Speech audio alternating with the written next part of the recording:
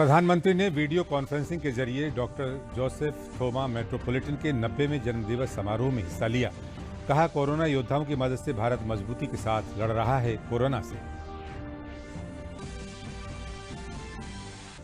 प्रदेश में UP board की high school और इंटर के नतीजे हुए घोषित। बागपत के बड़ौत की रिया जैन ने हाईस्कूल में और बड़ौत के ही अनुराग मलिक ने इंटरमीडिएट में किया टॉप।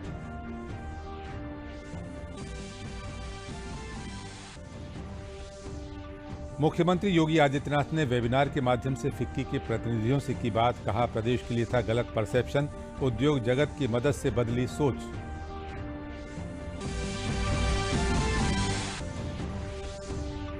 प्रधानमंत्री नरेंद्र मोदी कल सुबह 11 बजे आकाशवाणी के माध्यम से देशवासियों से करेंगी मन की बात।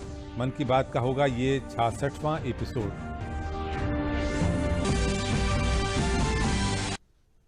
नमस्कार, मैं अशोक यादव और अब समाचार विस्तार से। प्रधानमंत्री नरेंद्र मोदी ने आज राजधानी दिल्ली से वीडियो कॉन्फ्रेंसिंग के जरिए श्रद्धेय डॉक्टर जोसेफ थोमा मेट्रोपॉलिटन के 90वें जन्मदिवस समारोह में हिस्सा लिया।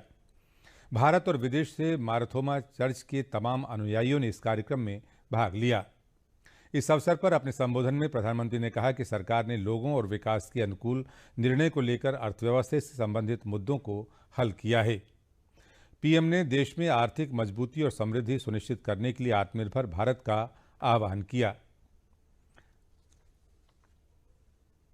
The government of India has addressed both short-term and long-term issues relating to the economy.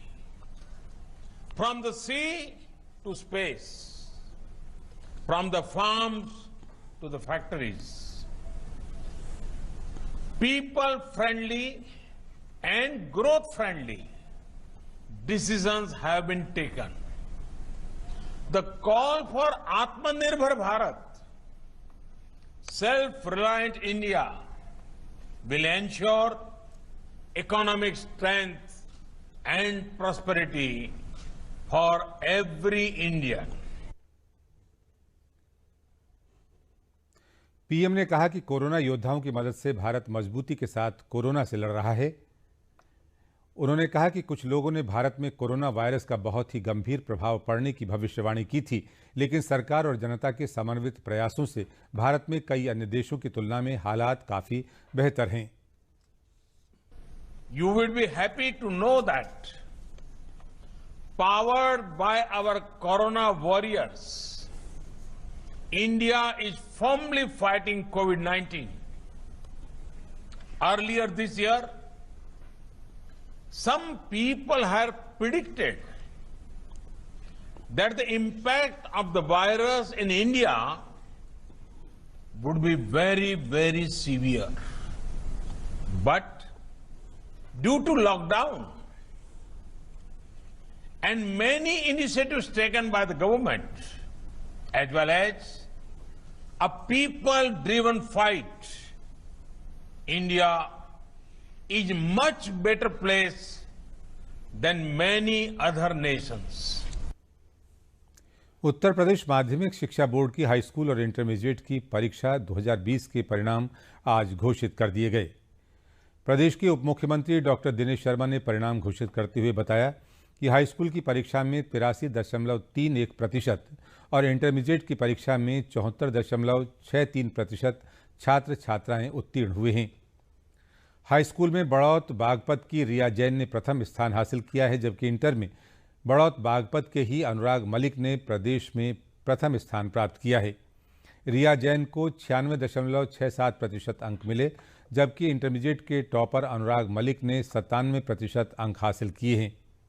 Doctor Dinesh Sharma ने बताया कि हाईस्कूल में कुल 30,24,460 छात्र पंजीकृत हुए, जिसमें 27,72,656 परीक्षार्थी परीक्षा में शामिल हुए।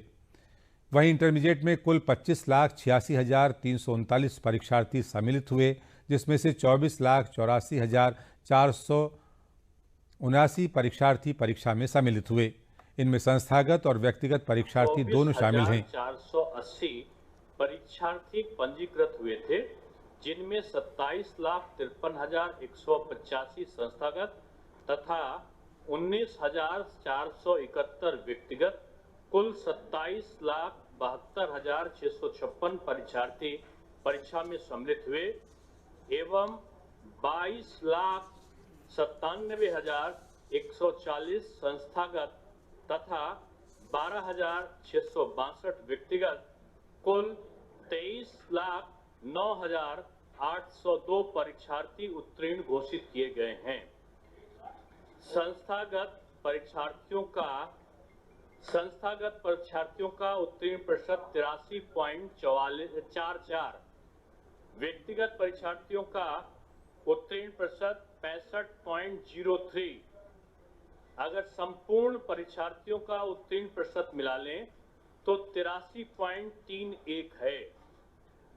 इस परीक्षा में सम्मिलित उत्तर प्रदेश के 27,72,656 परीक्षार्थियों में से 14,90,814 बालक तथा 12,81,842 बालिकाएं हैं, जिनमें 11,90,888 बालक तथा 11,18,914 बालिकाएं उत्तीर्ण हुई हैं।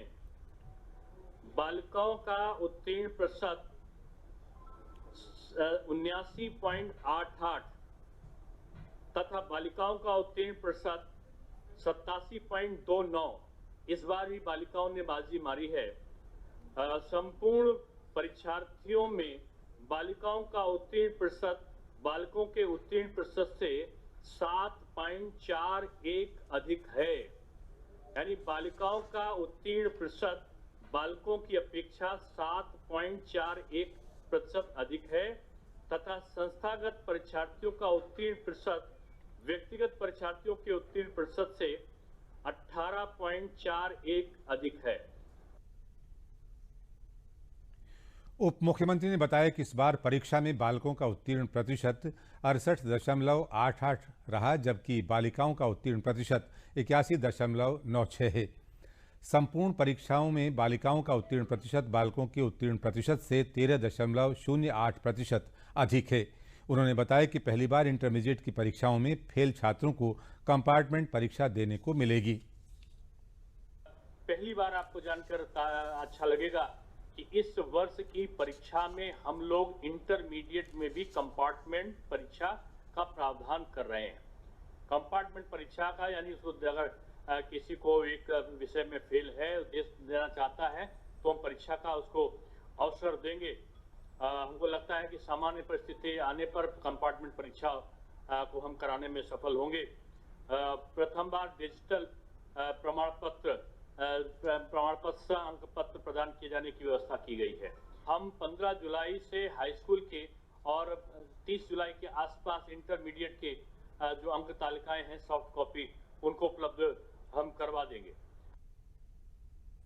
उत्तर प्रदेश माध्यमिक शिक्षा परिषद यानी यूपी बोर्ड की हाई स्कूल और इंटरमीडिएट परीक्षा 2020 के परिणाम आज घोषित होने पर छात्र छात्राओं को मुख्यमंत्री योगी आदित्यनाथ ने बधाई दी है। उन्होंने कहा है कि कोविड-19 वैश्विक महामारी के बावजूद समय पर परीक्षा, लॉकडाउन के बावजूद समय से परिणाम देने के लिए माध्यमिक शिक्षा परिषद के मंत्री और उप मुख्यमंत्री दिनेश शर्मा, विभाग के राज्य मंत्री सहित विभाग के सभी अधिकारियों को हृदय से बधाई देते हैं। मुख्यमंत्री ने कहा कि प्रदेश में प्रतिभा करने वाले 52,57,000 से अधिक उन सभी छात्र छात्राओं को जिन्होंने इंटरमीडिएट और हाई स्कूल की इस परीक्षा में सफलता हासिल की और मेरिट में आने वाले छात्र छात्राओं को उन्होंने शुभकामनाएं दी। राज्य के माध्यमिक शिक्षा परिषद के बोर्ड के रूप में उत्तर प्रदेश माध्यमिक शिक्षा परिषद की इंटरमीडिएट और हाई स्कूल की परीक्षा का परिणाम आज उत्तर प्रदेश माध्यमिक शिक्षा परिषद ने घोषित किया है। कोविड-19 जैसी वैश्विक महामारी के बावजूद समय पे परीक्षा, लॉकडाउन के बावजूद समय से परिणाम देने के लिए मैं माध्यमिक शिक्षा परिषद के मंत्री, माध्यमिक शिक्षा के मंत्री और उप मुख्यमंत्री डॉक्टर दिनेश शर्मा जी, विभाग के राज्य मंत्री समेत विभाग के सभी अधिकारियों को हृदय से धन्यवाद देता हूं। प्रतिभाग करने वाले 52,57,000 से अधिक उन सभी छात्र छात्राओं को जिन्होंने इंटरमीडिएट और हाई स्कूल की इस परीक्षा में सफलता प्राप्त की। मेरिट में आने वाले जो हमारे छात्र हैं, वास्तव में उनकी मेधा और उनके परिश्रम ने आज देश के किसी भी राज्य के सबसे बड़े बोर्ड के टॉपर के रूप में उनका नाम उल्लिखित किया है। और इस दृश्य में इंटरमीडिएट और हाई स्कूल की उत्तर प्रदेश माध्यमिक शिक्षा परिषद के बोर्ड में सफलता प्राप्त करने वाले सभी जो हमारे मेधावी छात्र हैं, छात्राएं हैं, इन सबको मैं हृदय से बधाई देता हूं। उनके परिवारजनों को, उनके मित्रों को अपनी बधाई देता हूं। उन सभी विद्यालयों को, उन सभी सम्मानित आचार्यों को जिन्होंने योग्य मार्गदर्शन देकर के इन छात्र छात्राओं को इस योग्य बनाया कि वह किसी भी प्रतिस्पर्धा में अग्रणी स्थान प्राप्त करके टॉपर बन सकें। और आज उत्तर प्रदेश माध्यमिक शिक्षा परिषद के इंटरमीडिएट और हाई स्कूल की परीक्षा परिणाम में हमारे इन मेधावी छात्रों ने अपना उत्कृष्ट प्रदर्शन करने का जो प्रयास किया, मैं इसके लिए इनको, इनके माता पिता को, अभिभावकों को, परिवार के सभी सदस्यों को, विद्यालय परिवार को हृदय से बधाई। फिक्की द्वारा आयोजित वेबिनार में कल मुख्यमंत्री योगी आदित्यनाथ ने उद्यमियों से बात की, उनके सवाल सुने और प्रदेश के विकास की तस्वीर रखी। मुख्यमंत्री ने उद्यमियों के सवालों का जवाब देते हुए कहा कि जब हम सत्ता में आए थे तो यूपी के परसेप्शन को लेकर गलत धारणाएं थीं, लेकिन उसे दूर करने में उद्योग जगत ने सहयोग किया। इन्वेस्टर समिट के बाद 2 ग्राउंड ब्रेकिंग सेरेमनी का आयोजन, डिफेंस एक्सपो का आयोजन उत्तर प्रदेश में हुआ। आबादी के लिहाज से उत्तर प्रदेश दुनिया के 4 देशों के बाद आता है। इस लिहाज से कोरोना काल में चुनौतियां ज़्यादा थीं, लेकिन जब चुनौतियां सामने आती हैं और सभी मिलकर सामूहिक प्रयास करते हैं तो उसका परिणाम बेहतर रूप में सामने होता है। कोरोना संकट में समाज के सभी तबकों के साथ उद्योग जगत ने सरकार को भरपूर सहयोग किया। जब तक कोरोना का कोई व्यवस्थित उपचार नहीं आता, तब तक सतर्कता बरतनी ही होगी। स्वच्छ भारत मिशन स्वास्थ्य क्षेत्र में कितना बड़ा परिवर्तन ला सकता है, ये वेक्टर बॉर्न डिजीज की गिरावट के साथ देखा जा सकता है। स्वच्छता के साथ 2 गज की दूरी, मास्क है जरूरी के संकल्प के साथ आगे बढ़ना है। लॉकडाउन के दौरान कामगार श्रमिकों को वेतन देने में 1,800 करोड़ रुपए वितरित किए गए। इसके लिए उत्तर प्रदेश के उद्यमियों को धन्यवाद। यूपी में ही पीपीई किट और सैनिटाइजर का निर्माण जैसे काम लगातार हो रहे हैं। 35,92,000 प्रवासी कामगार श्रमिक लौटे हैं। उनके परीक्षण में उपयोग हो रहे पल्स ऑक्सीमीटर और इंफ्रारेड थर्मामीटर यूपी में ही बन रहे हैं। ये हमारे उद्यमियों के पुरुषार्थ, परिश्रम और जज्बे का प्रमाण है।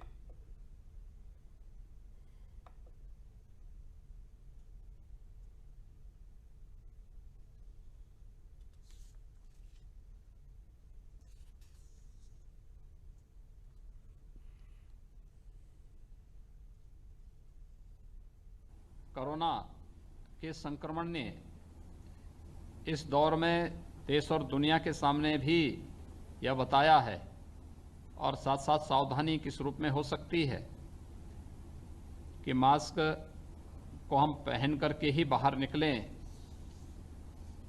और सदैव सतर्क बने रहेंगे तो कहीं भी हमारे साथ किसी भी प्रकार की कोई भी घटना, दुर्घटना नहीं हो सकती है। ये हमें सदैव यह वायरस एक संदेश भी हमें दे रहा है। तो स्वाभाविक रूप से स्वच्छता के साथ साथ 2 गज की दूरी और मास्क जरूरी, इस भाव को लेकर के हमें अपने अन्य कार्यक्रमों को भी संचालित करने हैं। मैं बहुत आभारी हूं उद्योग जगत का, जिन्होंने लॉकडाउन के दौरान हम लोगों के अनुरोध पर औद्योगिक क्षेत्र में, खासतौर पर उत्तर प्रदेश में श्रमिकों को, कामगारों को, भले उद्योग बंद रहे होंगे लेकिन उन्हें वेतन देने, उनके लिए वहाँ पर भोजन आदि की व्यवस्था करने में अपना योगदान दिया और उत्तर प्रदेश के उद्योगों ने लगभग 1800 करोड़ रुपए लॉकडाउन के दौरान श्रमिकों और कामगारों को वितरित किए। उत्तर प्रदेश में हमारा उद्यमी किस रूप में परिवर्तन ला सकता है? मुझे याद है जब कोरोना संक्रमण आया तो मेरे सामने सबसे बड़ी चुनौती थी कि इतनी बड़ी आबादी में हमारे पास जितने भी कोरोना वॉरियर्स हैं, चिकित्सक हैं, पैरामेडिक्स हैं, सफाई कर्मी हैं, सुरक्षा कर्मी हैं, या फिर अलग अलग सेक्टर में जो फ्रंट लाइन वॉरियर्स हैं, इन लोगों के लिए इतने पीपी किट कहाँ से हम लेकर के आएंगे? एक चैलेंज था पीपी किट के बारे में, N95 मास्क या ट्रिपल लेयर मास्क के बारे में, सैनिटाइज़र के बारे में। ये सचमुच एक बहुत बड़ा चैलेंज हम सबके सामने था और मैं धन्यवाद दूंगा कि हमारे उद्यमियों ने उत्तर प्रदेश के अंदर ही पीपी किट का निर्माण करना प्रारंभ किया। उत्तर प्रदेश में ही सैनिटाइज़र पर्याप्त मात्रा में हमारे चीनी उद्योग ने और डिस्टिलरीज थी, इन्होंने सैनिटाइज़र न केवल उत्तर प्रदेश के लिए बल्कि देश के 28 राज्यों के और दुनिया के भी कुछ देशों के लिए यहाँ से एक्सपोर्ट करने में योगदान दिया। N95 मास्क और ट्रिपल लेयर मास्क का निर्माण भी उत्तर प्रदेश के अंदर होना प्रारंभ हुआ। यानी एक बड़ा कार्य उत्तर प्रदेश के अंदर इस दौरान लगातार होता रहा। मुख्यमंत्री योगी ने कहा कि प्रदेश में एक निवेश फ्रेंडली माहौल बनाने का कार्य हो रहा है।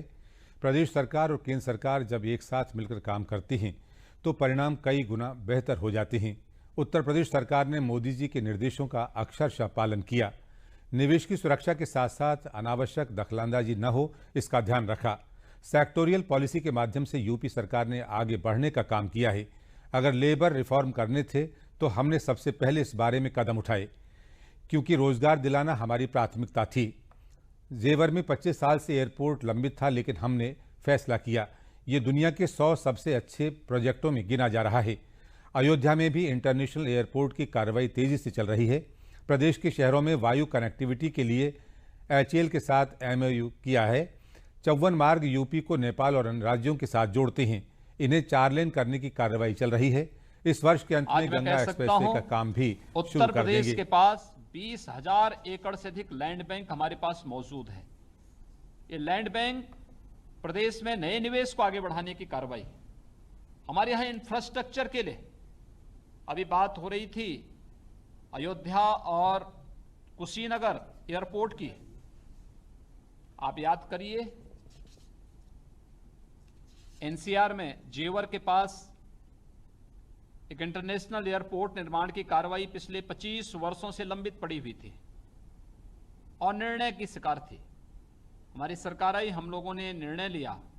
कोरोना संकट के कारण हमारी कार्रवाई में थोड़ी बाधा अवश्य पड़ी है, लेकिन मैं मानता हूं कि हम कुछ ही दिन के अंदर इस कार्य को प्रारंभ भी करने जा रहे हैं और जेवर जो ग्रीनफील्ड इंटरनेशनल एयरपोर्ट का निर्माण होने जा रहा है, यह दुनिया के 100 जो सबसे अच्छे प्रोजेक्ट हैं उनमें से इसकी गिनती हो रही है।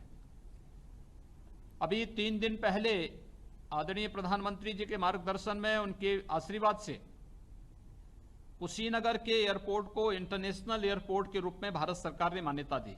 बौद्ध सर्किट की दृष्टि से यह अपने आप में बेहतर कनेक्टिविटी का माध्यम बनेगा। अयोध्या में हम एक इंटरनेशनल एयरपोर्ट बनाने, एयरपोर्ट के निर्माण की कार्रवाई हमारी तेजी के साथ अयोध्या में चल रही है। मुझे याद है मार्च 2017 में उत्तर प्रदेश में केवल 2 एयरपोर्ट फंक्शनल थे। आज 7 एयरपोर्ट हमारे फंक्शनल हैं। 11 एयरपोर्ट पर वर्तमान में जो सेकेंड वर्ल्ड वॉर के समय एयर स्ट्रिप थी उन्हें एयरपोर्ट के रूप में विकसित करने की कार्रवाई तेजी के साथ प्रदेश सरकार कर रही है। केंद्रीय स्वास्थ्य एवं परिवार कल्याण मंत्री डॉक्टर हर्षवर्धन की अध्यक्षता में कोविड-19 पर गठित उच्च स्तरीय मंत्री समूह की 17वीं बैठक हुई। मंत्री समूह को देश में कोविड-19 की ताजा स्थिति, इस बारे में की गई कार्रवाई और प्रबंधन से अवगत कराया गया। बैठक में भारत और अन्य देशों की तुलनात्मक स्थिति को स्पष्ट करते हुए मंत्री समूह के समक्ष एक संक्षिप्त स्नैपशॉट प्रस्तुत किया गया। मंत्री समूह कोविड-19 पर काबू पाने के बचाव के उपायों के अलावा भविष्य में उठाए जाने वाले कदमों में भी समूह पर विचार किया गया।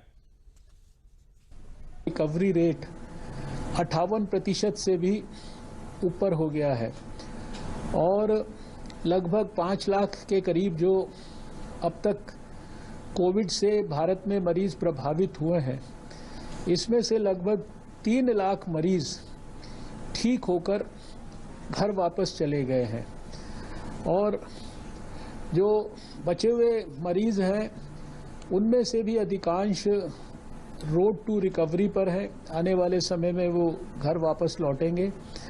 हमारा सारे दुनिया में अभी भी जो मोर्टेलिटी फैटेलिटी रेट है वो 3% के करीब है, जो सबसे कम है। हमारा जो ये लॉकडाउन के पहले जो डबलिंग रेट 3 दिन के करीब था, आज वो डबलिंग रेट 19 दिन के आसपास है। भारत में कोरोना वायरस के संक्रमण के एक दिन में सर्वाधिक 18,552 नए मामले सामने आने के बाद आज देश में संक्रमित लोगों की कुल संख्या 5,08,953 हो गई। 384 और लोगों की मौत हो जाने के बाद मृतकों की संख्या बढ़कर देश में कोरोना वायरस संक्रमण के मामले 1 लाख तक पहुंचने में 110 दिन का समय लगा, जबकि 27 जून को 5 लाख का आंकड़ा छूने में मात्र 39 और दिन लगे। ये लगातार चौथा दिन है जब संक्रमण के 15,000 से भी अधिक मामले रोजाना सामने आए हैं। देश में 1 जून से लेकर 27 जून तक 3,18,418 नए मामले सामने आए हैं। देश में 1,97,387 संक्रमित लोगों का इलाज चल रहा है और 2,95,880 लोग स्वस्थ हो चुके हैं। मरीजों के स्वस्थ होने की दर करीब 58.13% है। भारतीय आयुर्विज्ञान परिषद के अनुसार 26 जून तक कुल 79,96,707 नमूनों की जांच की गई, जिनमें से शुक्रवार को एक दिन में सबसे ज्यादा 2,20,480 नमूनों की जांच की गई है। वाराणसी में तेजी से बढ़ रहे कोरोना के मरीजों की संख्या को देखते हुए सरकार की तरफ से रैंडम जांच के लिए एंटीजन किट की खेप आ गई है। लगभग 5,000 के करीब किट वाराणसी के सीएमओ ऑफिस में आई है।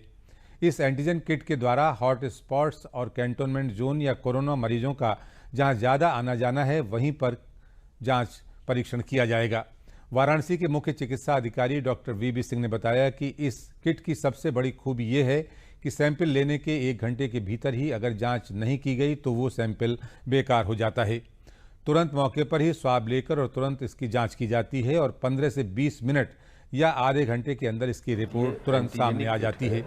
इस प्रकार की जांच से मौके पर ही जांच करके तुरंत रिपोर्ट मिलने से इस संचारी रोग के फैलाव पर वक्त रहते ही अंकुश लगाया जा सकता है।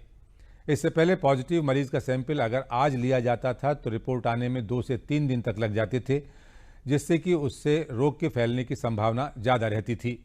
लेकिन अब ये संभावना नहीं के बराबर रहेगी और मौके पर पहुंचते ही मरीज का पता लग जाएगा। वाराणसी में तेजी से बढ़ रहे कोरोना के मरीजों की संख्या को देखते हुए सरकार की तरफ से रैंडम जांच के लिए एंटीजन किट की खेप आ गई है। केंद्रीय स्वास्थ्य मंत्रालय ने कोविड मरीजों के इलाज के लिए संशोधित क्लिनिकल मैनेजमेंट जारी किया है। इसके तहत डेक्सामेथासोन की कोविड मरीज के इलाज के लिए एक विकल्प के तौर पर मंजूरी दे दी गई है। देश में अगले 3 महीने के अंदर एक नई रोजगार नीति सामने आएगी जो रोजगार को लेकर उठ रहे सभी सवालों का जवाब होगी। ये कहना है केंद्रीय श्रम और रोजगार मंत्री संतोष गंगवार का। उन्होंने बरेली में पत्रकारों से बात करते हुए कहा कि सरकार हर तरह से संगठित और संगठित क्षेत्र के मजदूरों की चिंता कर रही है, जिसके लिए कानूनों में बदलाव किया जा रहा है और नई रोजगार नीति को अस्तित्व में लाने की कवायद की जा रही है। उन्होंने कहा कि देश के प्रधानमंत्री नरेंद्र मोदी ने समिति का गठन किया है जो 3 महीने के अंदर नई और विस्तृत रोजगार नीति का निर्माण करके इसे अस्तित्व में लाएगी।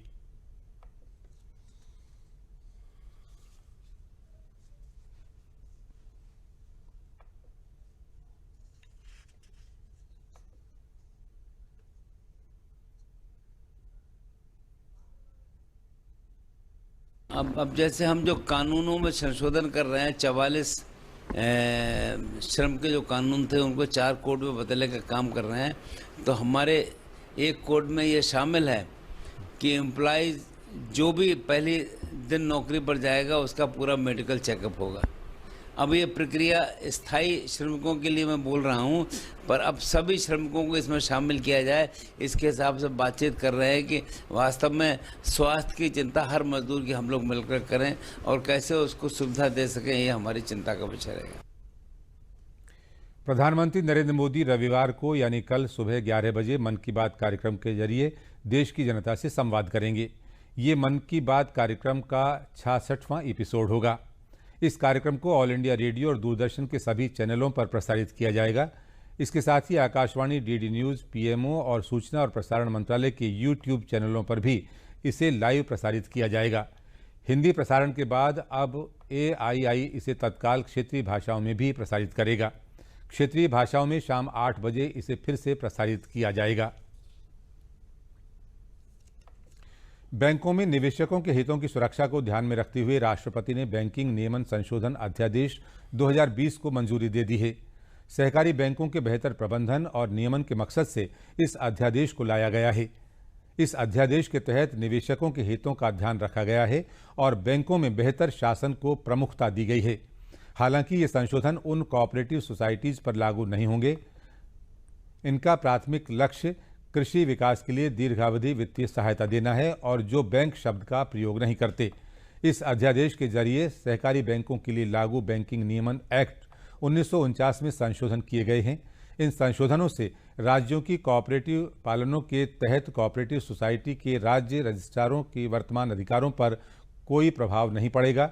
इस अध्यादेश के जरिए बैंकिंग नियमन कानून के खंड 45 में भी संशोधन होगा, जिसके तहत जनता, निवेशकों और बैंकिंग व्यवस्था के हितों के संरक्षण के लिए योजना तैयार की जा सकेगी। इससे बैंकों में वित्तीय व्यवस्था में बाधा डाले बिना बेहतर प्रबंधन बनाए रखने पर भी जोर दिया गया है।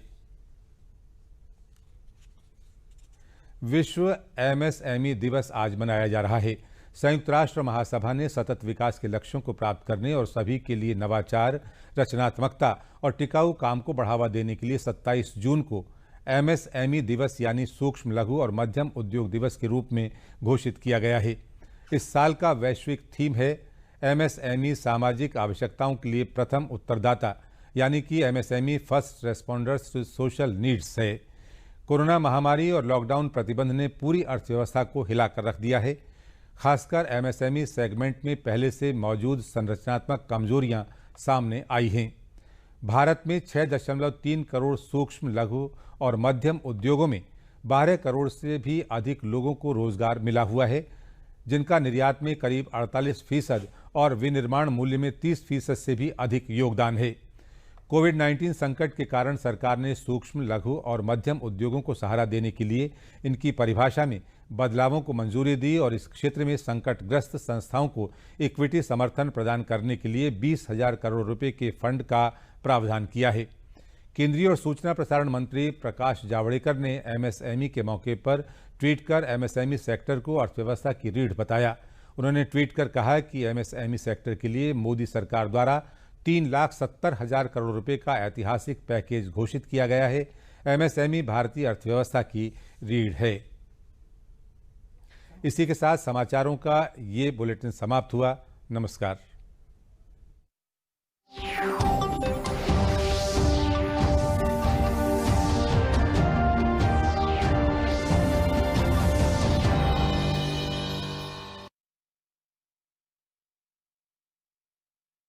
Singing is